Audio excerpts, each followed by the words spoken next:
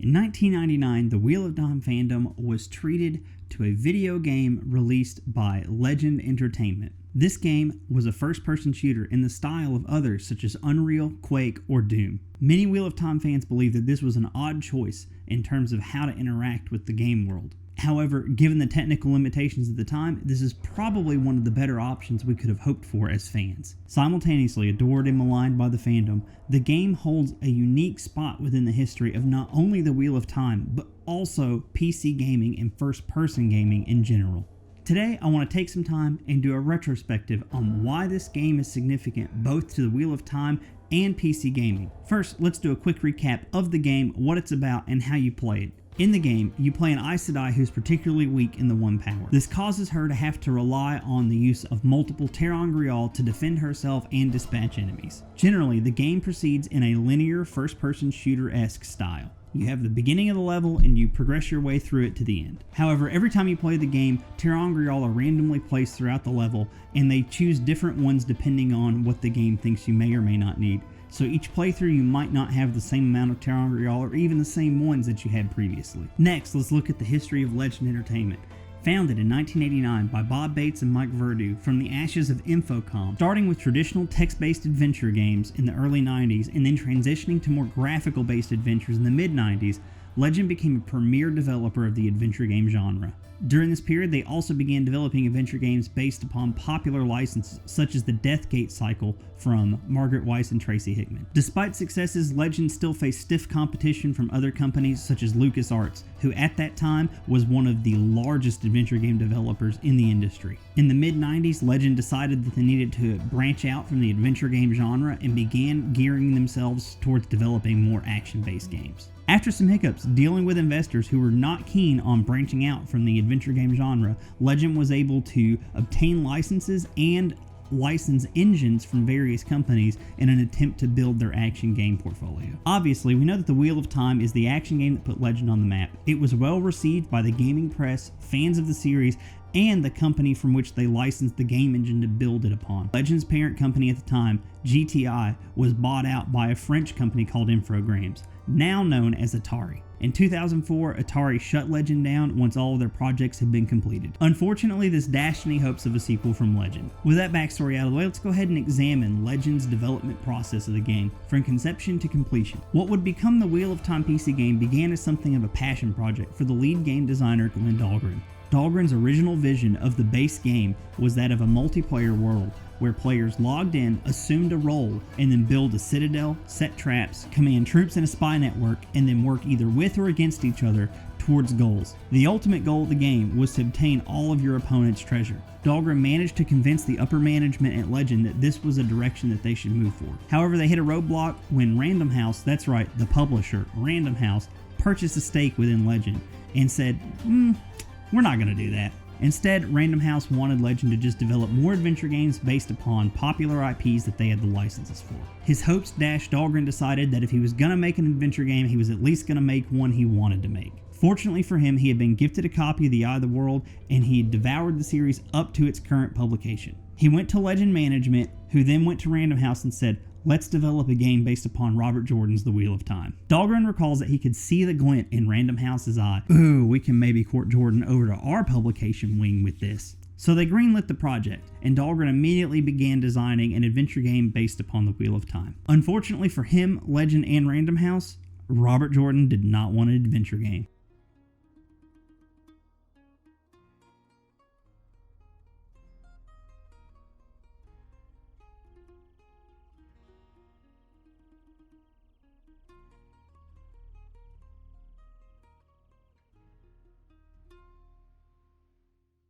When they got this news, Legend went into crisis mode. Dahlgren, along with Bob Bates, flew out to Charleston to meet with Robert Jordan. There, they discussed what they could do to save the license of the game while also maintaining the adventure game. Robert Jordan had none of it, and he immediately was ready to hand them back their check. In a last-ditch effort, Dahlgren pulled out his original game design idea and presented it to Jordan. He liked the idea so much, he decided to allow them to go back and work on a proposal for Dahlgren's original game vision. No longer able to work on the adventure game, but able to design the one he initially wanted to, Dahlgren began to build a team. Unfortunately for him, him, his idea may have been a little too ambitious for the mid-90s. Much of the technology that he'd based the original game design on did not yet exist. 3D graphics were still in their infancy, only entering into their second generation. He had the monumental task of finding a game engine that could handle the development and scale of this game. He looked at such popular options as the Build engine or the Quake engine. However, ultimately, he decided neither of those would fit. He caught wind of a brand new engine being developed by a small company called Epic Mega Games, called Unreal. He got in contact with Epic and was able to make his way to their studios and present the ideas of the game. Epic was so enthralled with what they were presenting that founder and engine developer Tim Sweeney began immediately mocking up designs within Unreal Engine. Dahlgren and team left with a copy of the Unreal Engine in hand and went back and immediately began work. As Legend sent progress updates back to Epic, Dahlgren recalls that Tim Sweeney was very impressed, exclaiming, "This is my engine?" Dahlgren is quoted as saying that this is one of the moments where Sweeney realized that game engine licensure was a viable business. However, despite these early successes, not everything was well in the development realm. As we all know, games usually start off with a relatively large scope and then they have to pare down until we have something that is buildable and deliverable as a final product. The Wheel of Time was not immune to this. Finding himself constrained on budget, unable to keep constant team members, and bring people on full time, the game began to suffer feature loss and retooling. For example, Dahlgren had to cut all of the in-game storytelling and interactivity with non-player characters out in favor of cutscene storytelling. Cutscene storytelling was par for the course of the era. However, interactive in-game storytelling was still something relatively new. This is unfortunate because his approach would have been truly part of a revolution at the time. Ultimately, the cutscene work had to be outsourced to a third party. Their first third party choice ended up not working out. They were consistently falling behind, missing deadlines, and when they were delivering products, they did not look anything like what they had initially promised they would. Fortunately, Dahlgren was put in contact with another studio of young up-and-comers who took it to task and delivered the cutscenes that we have in the game. Dahlgren did face a scare at the end of the development cycle when he was called into Mike Verdu's office and told that they were going to cut the single-player aspect and the game would be multiplayer only. Horrified at this, as it represented a betrayal of the licensed work, Dahlgren was able to convince them to let him pare down the game scope even more. With the single-player mode saved, Dahlgren and team were able to complete the game. Once they had the completed copy in hand,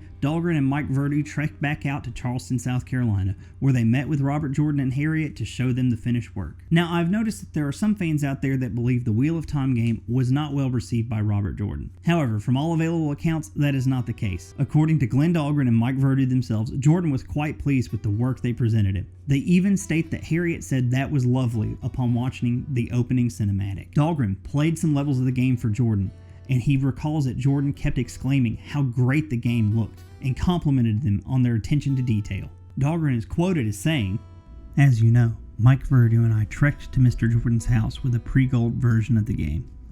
I wasn't really nervous, at least up until we actually started the game. The first cinematic began to play. Through all 3 minutes of the introduction to his world, Jordan and his wife stared at the screen expressionless. My only thought was, what if this wasn't exactly how he saw it all in his head? By the time it was over, I was almost a wreck. Then his wife looked at me, smiled, and said, 'That was beautiful.' Jordan immediately agreed. After that, it was much easier. We played through more of the game, watched more cinematics, and had a good time. Jordan kept repeating that it was absolutely gorgeous, and that he really appreciated our attention to detail, especially since this activity was very important to him while writing the books. Soon after, he stopped commenting on the game and wanted to talk about possible sequels. He was excited about pushing new areas of technology and implementing some of the untouched and more ambitious design ideas from my original concept. Given that my mind had already started wandering in those directions, I was happy to discuss them. In all, Jordan was impressed and excited about the possibility of future projects. This doesn't guarantee anything, but it's always nice when the author wants to see more. And I have to admit that I enjoyed playing in his world." And this is not a single account either. There are multiple accounts on both Theoryland and other publications of Jordan saying how much he likes the game, such as this one. They had to sell their company to a bigger company to get the money to finance it. But that was okay. And I like the fact that one review said they'd used the Unreal Engine better than Unreal did. I like the fact that they were hired based on my game, the game based on my books, that they were hired to write the next Unreal game, the sequel to Unreal. I like the fact that although the Unreal Engine turned out to be incapable of doing some of the things that I wanted them to do because they knew about these things that I wanted them to do, they were hired to rewrite the Unreal Engine so that it could do the things that I wanted it to do that previously it could not. Despite being fairly well received by both critics and fans, the game did not sell very well. This led GameSpy to include The Wheel of Time as number 10 on its top underrated games of all time. As I stated at the beginning of the video, The Wheel of Time stands at an interesting crossroads of history, both during the series itself and the history of video games. Being one of the first games that utilized Epic's Unreal Engine as a licensee, The Wheel of Time stands as an undeniable predecessor to many of the greatest games that have been published since then. After all, it was thanks to lessons learned during the development of The Wheel of Time that Epic was able to respond and develop further improvements to their engine. This made it easier for other companies to license and implement their technology to build their games with. Truly, it's amazing to think that mega games of today, such as Fortnite, owe some of their heritage to the lessons learned during the development of The Wheel of Time. Further, Epic has branched out past video games, with the Unreal Engine now being utilized in major motion pictures and television productions. Shows such as The Mandalorian are now using Epic's Unreal Engine 4 as opposed to traditional chroma keying to place background and 3D props within the scenes. Yet another interesting fact of how The Wheel of Time has impacted a modern behemoth such as Epic Games. I've written a companion article to this video over on thegreatblight.com, so go over there and check it out for a little bit more in-depth dive. Also included in that article, I have snippets of one of the faxes that Robert Jordan sent to Legend Entertainment in 1995. To my knowledge, this letter has never been made public to the fandom. However, I'm working on getting it published out there on Theoryland so that all of you can go out there and read it and see for yourself what RJ thought of their initial ideas for the game. An interesting part of the letter is that Robert Jordan takes Legend to task for not wanting to include playable female characters. Quick interrupt here, everyone.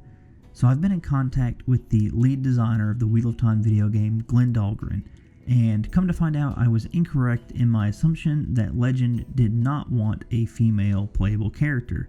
In fact, Dahlgren stated that he was lauded at the time by both Jordan and management for suggesting that he include a playable female character. Dahlgren mentioned that he did not remember any pushback from any side of having a playable female character, and that if this was an issue, it's possible it was a miscommunication or Jordan just pressing the fact that 50% of his reader base was female and that it was important to him that that be included. It's a refreshing read because it confirms much of what many of the fandom already would have thought about Jordan's ideas on the subject. It also highlights a sad fact that even 25 years later, we still have to fight to get females represented as main characters within video games. I think we can still count, on one hand, the number of franchises that only have female protagonists. And before I wrap the video up, I want to give some special thanks to the individuals who made this possible. I want to thank mostly Bree over in Lesbian Nerdy Server who clued me into the existence of this letter. Next, I want to thank the University Library of Northern Illinois University, specifically their Rare Books and Special Collections Department. They're the ones who provided me with the digital copy of the letter that I now have. I also want to thank Bob Bates and Glenn Dahlgren. I reached out to each of them for comment and they each responded to me and provided me with a little bit more insight of what was happening. Alright everyone, I hope you enjoyed this video. I thought it was interesting to take a look at the history of the Wheel of Time game, how it came to be, the reactions of the game developers and Robert Jordan throughout the process, as well as its unique point in both video game history and the history of the Wheel of Time series. Don't forget to like the video if you liked it, dislike if you didn't, subscribe to the channel, hit the little bell icon, and leave a comment down below with your thoughts. I like to read them, and I'd love to know what you all think about this. I've been Vance from The Gleeman, and I hope you all have a great day.